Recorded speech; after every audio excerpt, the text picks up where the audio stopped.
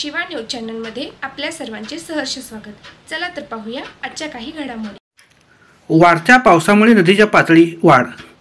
गेले कित्येक दिवसापासून निरंतर पाऊस सुरू असल्यामुळे सर्व नदीचे पात्रामध्ये वाढ झाला असून भरपूर पाण्याची उंची वाढली आहे।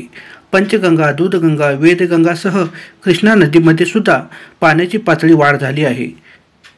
सध्या सुरू असलेल्या पावसामुळे कृष्णा नदीच्या पात्रात वाढ झाल्यामुळे श्री क्षेत्र नरसिंहवाडी मंदिराच्या भोवती पाणी वाढले असून त्यामुळे श्रींची पादुका पाण्यात बुडाली आहेत व सर्व भाविक भक्त गुडघ्याएवढे पाण्यातून श्रींचे दर्शन घेत आहेत।